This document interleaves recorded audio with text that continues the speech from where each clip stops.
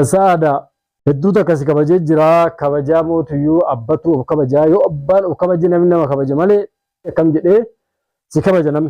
Eenyu ka ati kabaltee callisee si jalaa deemu yoo ati boqoo mirgaa kabaltee boqoo bitaa si kababa barinnis. Ammallee taanaan namni yoo waan gaarii facaafate waan gaarii hammata waan gaarii facaasi waan gaarii hammata. Yoo ati ala keessa deemtee dhaamsa manan naa galchitu yoo ati waan kiyya malee bakka teettee bakka kaatutti waan kiyya malee haasoin. Anillee obse akkasitti taa'uu imaana akkasillee hin qabu. Akkuma dhiirri dubartii waan hin taane jechuun safuu dubartillee dhiira waan hin taane jechuun safuu akkanatti beekuu qabda barati maaf akkanatti hin beekni maa wallaala.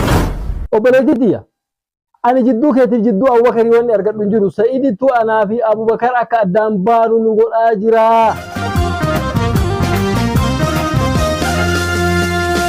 Booneti miti beekta booneti miti an boo'ee tan si dhabee. Assalamualaikum warahmatullahi wabarakatuh. Jira jirtu tuta fi kabajamtoota kiyya akkam nagaa keessanii fayyaadha bakkuma jirtanitti nageenyi ka'u isin haa ga'u isin jechaa deebinee gaaf. Maalin deebite jettanii nan gaafatina.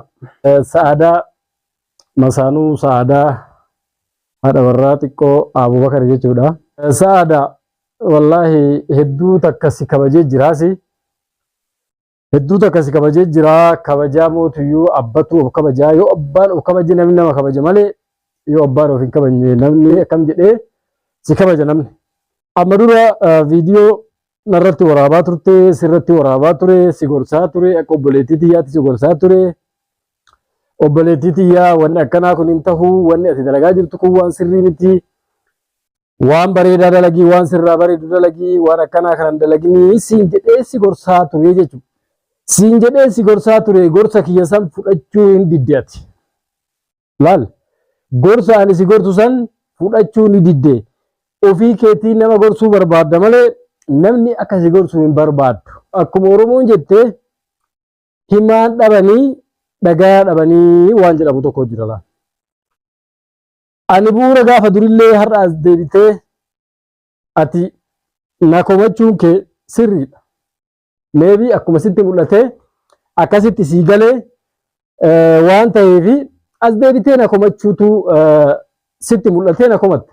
Bareeda maa na komatte siin jedhu haadhii baga na komatte.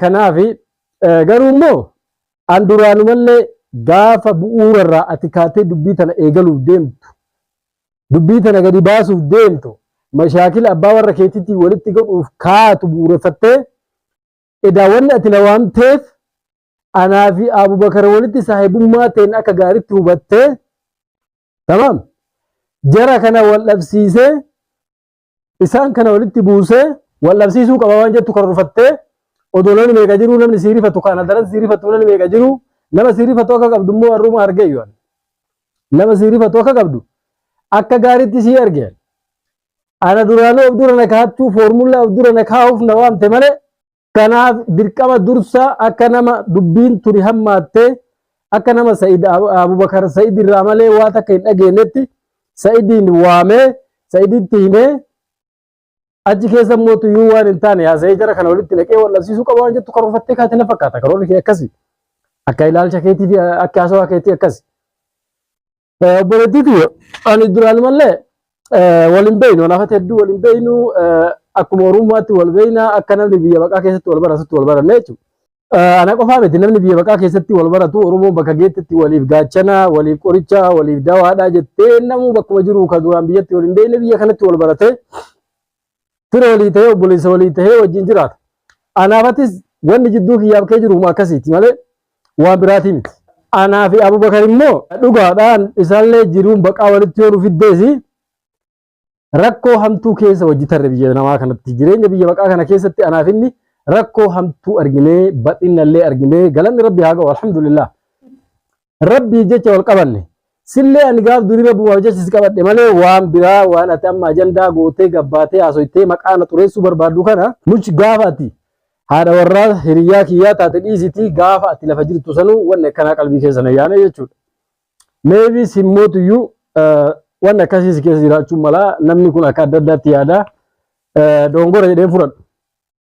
Dongorri yoo ta'e dongorri ati qabdu gabbaatee Sa'id bar inumaa jaarsummaa ani itti madheetiniin jedhe إنه متى في تنوان كان تونو سجمع جودا وفي ساتي فوز دبي أبو بكر وجه دكما دبوا قبضنيو إني سعادة هاد الماني سنين كنا نجدا جتة دبي بريفتة ودو أبو بكر إنكم كلي سنة ما كجاريت نبيه كوريا كجاريت والبي نتوباته أكا كيتي والله في تسير تجول والله لا وانا ترجع تمويل والله بله جدو كنا كيس هم بيكون وان سيبو نديبه أتمو وان أسكيس أرجع تشوفك تفيري وهي نمني فيري وهي وأرجع تشوف يوجا كومره لهو تلقي وان تكون كرور فتو كروري كي بكسينجو كروري كي بكسينجو نتسيي نتي أدوان في تقلت يو والله بوفنتين نجتشود مكاتو كمنا وروما تكو كمنا أرسوما تكو جيك أمنا يجود واحد ولد تنهيدا إسلام ملء ولين كمنا أكاتن هيدا كين نتكلم ستول كمان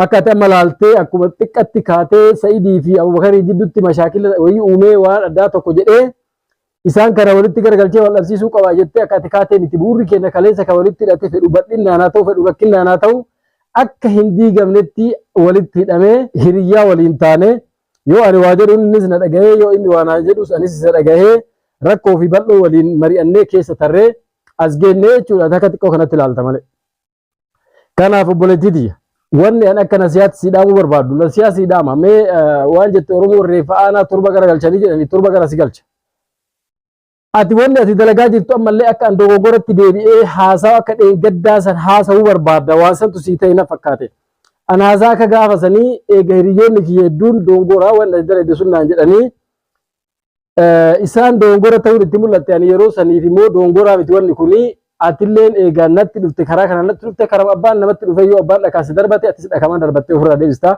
يو إني مكسيت دربتي أتيس هم أبان سدربتين دربتي ديستا يشورات كان جيتين أنا اللي أكسي ياده كان أفريجون كيمو وان أتدري دسوس سرين تيوان نانجراني فأندر كم موت يو namni akkuma namichi jedhe gaarri sitti jiguu wayya mufirri sitti jiguu wayya yennaan lakki gaarri natti haa jiguu gaara sanuu fira kanatu narraa ol qabaa jedhe anilleen eega hiriyoonni kiyyawwan kanarraa dhaabbachuu qabdaa naan jedhanii in dhaabbadha ati mootuyyuu akkuma anaan dhaabbadhu siin jedhan kana silleen ammaan booda dhaabbadha waan hin taane walitti hin darbatinaa siin jedhanii si gorsaa jiran ima argaas ima dhagaas ati immoo yoo matirratti waa badii wahii namni sirra dalage yoo namni waan tokko siin jedhe wahii olma kaatee ofii keetiif obbilisa baasuudhaaf ofirraa mormachuu malee namaan hoggaa waan namaan jettu namni kun immoo ni aaraa jettee qalbii kee keessa hin fudhattu.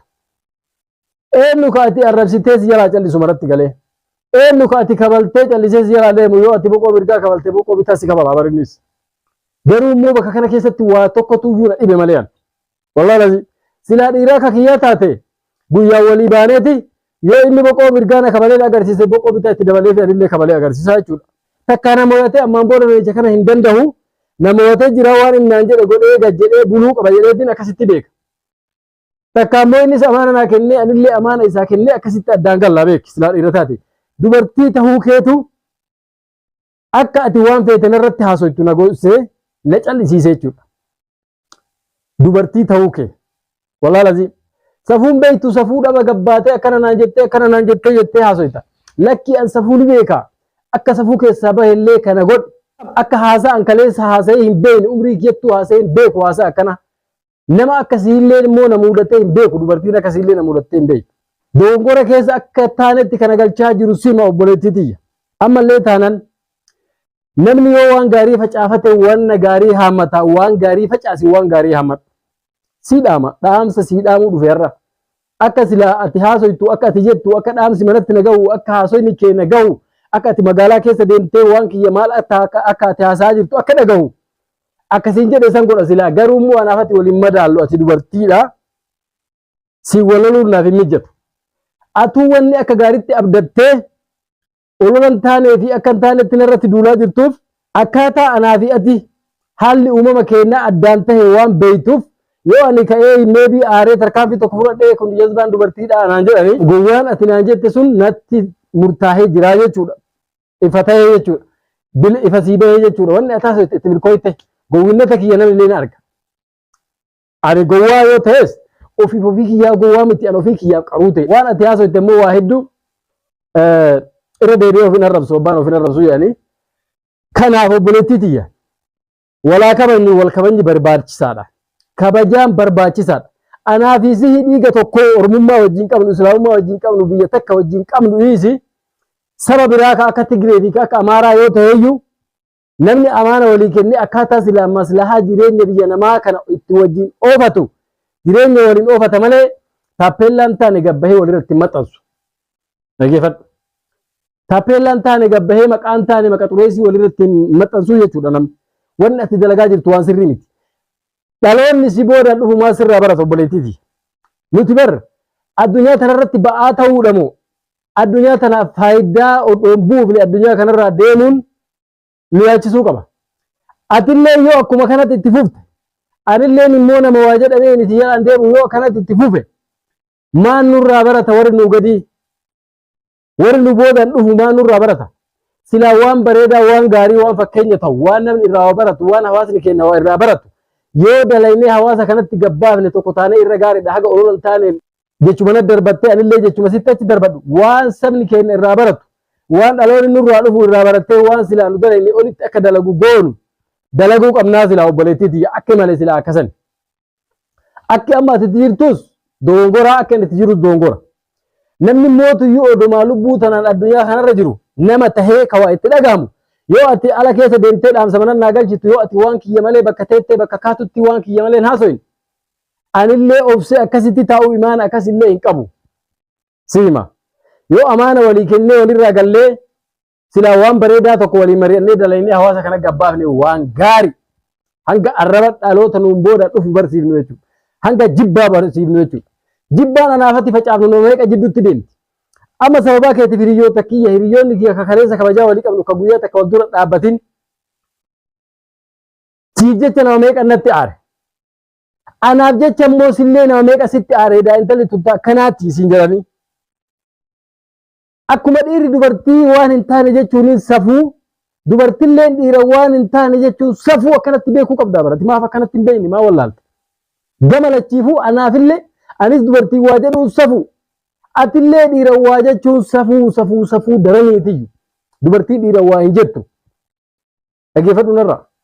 Kanaaf amaana naa kennitee bakka deemtutti haasa'uu dhiiftee amaana waan hin taane dhaamsan taane manatti naa galchitee tarkaanfii fokkataa na fudhachiisin obboleettiiti anillee ilma namaati yoo ati waan hin jenne mana naa galchitu waan ani hin qabne inni akkanaati hoggaati jettu anillee obsuu hin danda'u. Kanaaf yoo wal kabajne barbaachisaa.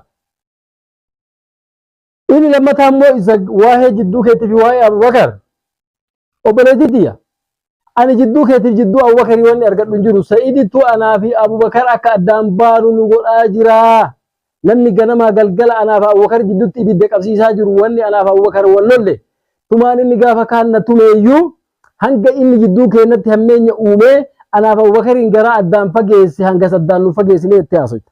Ati akkasitti yaaduu dandeettaa yaadi ma akkasitti yaadde jedhee ani sillee waa takka siin jechuun danda'u akkaataa rabbiin itti siyaachisetti yaadda.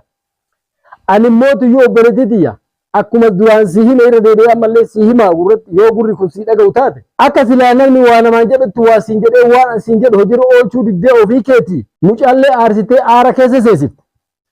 Hin dubbatinii calisi siin jennaan ol kaatee dubbatte. Waan ani jedhu malee wanni isin jettan hin ta'uu jetta akkaataa ati deemtu kanatti wanni ta'u takka hin jiru wanni ta'u takka hin jiru. Mee taasiftee nu agarsiifte diigama ati jettu akkuma Sa'iidiin maqaa dhaattee Sa'iidiin afaan keessa kaattee fakkeenya godhattee qulfii ittiin banattee Sa'iiditu addaan nu diige yoo anaaf Abubakar addaan baanellee yoo anaaf Abubakar waliin illee yoo Abubakar na hiikellee bultii xiyyaa fi ta'u Abubakar namni diige Sa'iidii jettee amma boodallee yoo wanni kun ta'e haasa'uuf akkasii toluuf of dura na kaataa jirta malee hammeenyaan akkasitti Abubakaritti intala tana hiitu malee isii wajjin hin jiraatin jedheen hin jiru jechuudha. Ati uumaa wanni asii jedhee sitti kakadhee akkana wallahi isin jedhu isin jiru rabbi natti beekaa jechuudha. Anaami ajaa rabbii kiyya biraa qulqulluu ta'udha.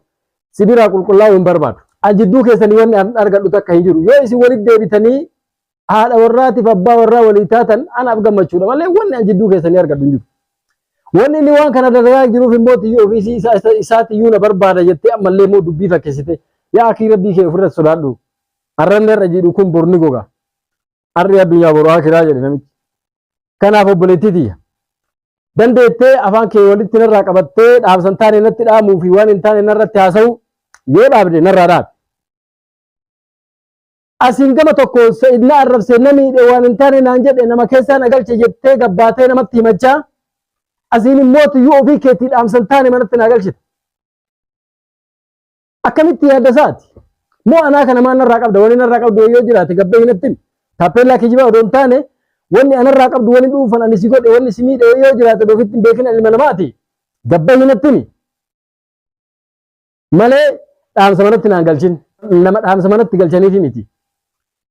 Manguddotti himattee dubbiin tee manguddo laal ati rakkoon kee gaafa durillee oduma antaa isaa waan kana akka gaariitti addaan baafnee Abubakar illee gaafadhee waa mara laallee isiniif hin daawwanne taasaa jirtu kun waan xiqqaadha. Hin dubbatin mucaayoo dhufellee haa galuuti itti dubbatin siin jennaan anatti himtee oduu anu isa biraa waan kana lakkii wanni ati jechaa jirtu kun sirrii lakki sirrii miti inni naan jedhin ol kaatee paappaa bitti jettee rakkoo amma deemaa jiru kana guutuu keessa seentee dhullee rakkoo keessa nuna itti. Tayyib kakaleessa itti himatte warra akka Muhammad shabalee Orootuub itti himatteetiin jirti dubbii afaanii qaba maamma kaleessa natti bilbilee aboonatti himattee saadaan akkana naan jettee natti himattee waan ati viidiyoolee dalaydee gadhiifte anillee argeetii mucattii miniite isinii laallaa walitti isin finnaati wanni kun isin jidduutti hin malu naan jedhee hayyee jedhee waliin beelamannee guyyaa eeggachuu jirra waan anaaf inni har'aa fi kaleessa haasofnee jechuun arguu jirta. Odoo jarri kun wanta kan godhini ani jara kana hin didin harka darbeetiin lakki asaadatti araarmuu hin barbaadu jedhee waan tokko hin argin gabbaatee dhaamsa mana naa galchitu. Waan hin taane gatteettee nama keessatti dhiiraaf dubartii keessatti na haasoytu. Wanni ati na himattu humaa inni manguddotti. Ana hoomaa na kumatta dubbii bultii ta'e na wanneen nuti geessa idi jettee ofii keetii harka nama darbaa waan silaa dubbatte hojii oolchuu dhabdee as deebitee maanoo kumatta. Isa akiraan siimaan har'aan booda wallahi an dheengadda silaa saaroka si darbu eegaleetiin jira. Ani silaa akkasumatti ofirraa si dhooga. Garuu mootiyyoo obboleettiitii ani obboleettii qabaa haati tiyya dubartiidha. Tamam. Kanaaf sitti balleessuun dubartii maratti balleessuudha. Hiriyoonni kiyya naan jennaan anillee wanni an dalage sun hamilee keessa gale malee yeroo tasgabbaa'ee olaanutti sirrii akkan ta'initti fudhadhee dhiisee kaleessallee gorsa si gorsumaan si gorsee bira taree jechuudha. Ati immoo akkasitti dhaabbachaa jirtu. Wanni as dalagaa jirtu waan gaarii miti waan bareedaa miti waan hamaa namaaf nama wal ficcisiisu. Namaaf nama wal ficcisiisin siimaan. Yoo dandeette afaan kee walii qabadhuuti obboleettiifi bultiitii akkamitti deebisee anaa fi Abubakar nagaa wajjin jiraanna jedhi akkasitti yaadi. Malee ati asii tokko arrabsaa asii tokko itti waa darbataa tokko asii fira godhataa tokko asii galatoonfataa een namni akkasitti arrabsitee kaan asii galatoonfattee kaan immoo badaa gootu. Jaruma kaleessa manguddummaa itti himatte kadheen gadda anaaf si jidduu manguddummaa laaluu deeman kana boru gabbaatee yoo feete waan biraa itti haasoytaati. Sammuu akkamii akka ati qabdu hin beeku.